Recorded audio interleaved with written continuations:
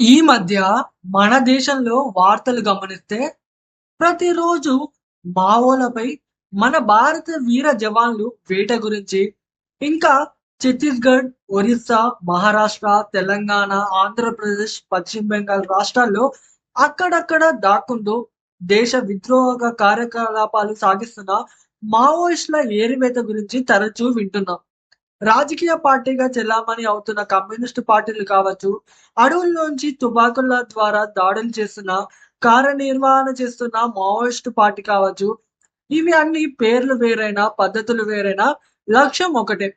వీటి లక్ష్యం భారతదేశాన్ని అభివృద్ధి పథంలోకి పోకుండా చేస్తూ విప్లవాన్ని, సమన్యాయాన్ని సాధిస్తామనే పేరుతో భారతదేశంలో అస్థిరతను సృష్టించేందుకు ప్రయత్నిస్తున్నారు.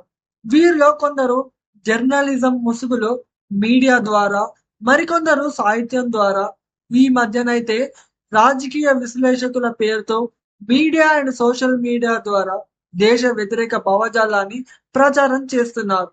మావోయిస్టులు కమ్యూనిస్టు సిద్ధాంతాల భావజాలం నుంచే పుట్టుకొచ్చింది. భారత్‌కు వ్యతిరేకంగా పనిచేసే దేశంలోని విప్లవ శక్తులన్నీ కలిసి 2004లో భారత కమ్యూనిస్టు పార్టీ మావోయిస్టుగా ఏర్పడ్డాయి. నేపాల్ నుంచి శ్రీలంక వరకు రెడ్ కారిడార్ లక్ష్యంగా ఈ మావోయిస్టులు ముందుకు కదిలాయి. కానీ ఆ మావోయిస్టుల రెడ్ కారిడార్ కళ అనేది కలగానే మిగిలిపోయింది. భారతదేశంలో నిరాటంకంగా కాంగ్రెస్ ప్రభుత్వం కొనసాగుతున్నంత కాలం కమ్యూనిస్టు పార్టీ ఒక వెలుగు వెలిగింది. అంతెందుకు కేవలం కమ్యూనిస్టుల మద్దతు కోసం, కమ్యూనిస్టులను సంతృప్తి పరచడం కోసం socialist economic policies and Soviet economic model ని ఇంప్లిమెంట్ చేసి మన దేశం దివాలా తీసే పరిస్థితి కాంగ్రెస్ ప్రభుత్వం చేసింది. కోర్స్ భారతదేశం ఆర్థికంగా దివాలా తీసేలా చేయాలని, భారత్ ఆర్థికంగా ఎదిగితే ఆసియాలో ఆ కమ్యూనిస్టుల బాస్ చైనా ప్రభావం తగ్గుతుంది కనుక భారత ఆర్థిక వ్యవస్థ దెబ్బతినేలా చేయడానికి కమ్యూనిస్టులు తమ మద్దతు ఉండాలంటే ఆ పనికిరాని సోషలిస్ట్ ఎకనామిక్ పాలసీస్ ఇంప్లిమెంట్ చేయాలని నెహ్రూ, ఇందిరాగాంధీ, రాజీవ్ గాంధీ వంటి కాంగ్రెస్ ప్రధానులను ఇన్ఫ్లుయెన్స్ చేశారు. అప్పట్లో ఆ కాంగ్రెస్ ప్రధానులు భారతదేశ అభివృద్ధి కంటే అధికారంలోకి రావడానికి, ఏళ్ల పాటు అధికారంలో కొనసాగడానికి కమ్యూనిస్టులు ఆడించినట్లు ఆడింది. విదేశీ శక్తుల కుట్రల ఫలితంగా చివరగా దేశం దివాలా తీసే పరిస్థితి వచ్చింది. కాకపోతే అనుకోకుండా రాజీవ్ గాంధీ అప్పటి ఎలక్షన్ ప్రచారంలో మరణించడం, ఆ సమయంలో గాంధీ కుటుంబానికి విధేయుడిగా ఉన్న పివి నరసింహారావును భారత ప్రధానిగా నియమించడం జరిగింది. కానీ పివి నరసింహారావు సోనియా గాంధీ ఆడించినట్లు ఆడకుండా తన జాతీయ భావజాలం, నైపుణ్యంతో ఎన్నో ఫైనాన్షియల్ అండ్ ఎకనామిక్ రిఫార్మ్స్ తో భారతదేశాన్ని ఆర్థిక పరంగా వేగంగా ఎదిగేలా చేసి దేశ ఆర్థిక వ్యవస్థను పివి నరసింహారావు రక్షించిండు. ఆనాడు పివి నరసింహారావు అండ్ మన్మోహన్ సింగ్ ల కృషి కారణంగానే భారత్ ఎంతో పెద్ద ఆర్థిక ముప్పు నుంచి బయటపడింది.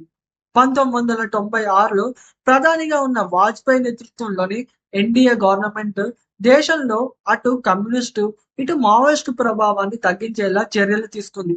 ఇక 2014లో నరేంద్ర మోడీ భారత ప్రధానిగా బాధ్యతలు చేపట్టిన నాటి నుండి భారతదేశ వ్యాప్తంగా ఉన్న మావోయిస్టులను మోడీ ప్రభుత్వం పెద్ద సంఖ్యలో ఏరిపారేయడం మొదలుపెట్టింది.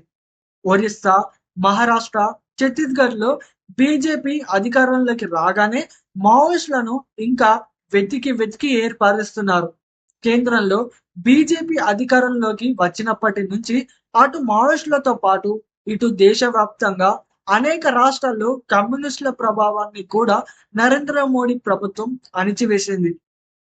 ఒకప్పుడు మన భారతదేశంలో ప్రధాన ప్రతిపక్ష పార్టీగాను, ఆ తర్వాత ఏకంగా కేంద్రంలో అధికారంలోకి రావడానికి ప్రయత్నించిన కమ్యూనిస్టు పార్టీ ప్రస్తుతం కేవలం కేరళ రాష్ట్రానికి మాత్రమే పరిమితమైంది. ఇప్పుడు ఆ కేరళలో కూడా మెల్లిమెల్లిగా ఓట్ బ్యాంకును పెంచుకొని రీసెంట్ జనరల్ ఎలక్షన్స్ లో ఒక ఎంపీ స్థానాన్ని బీజేపీ గెలిచింది.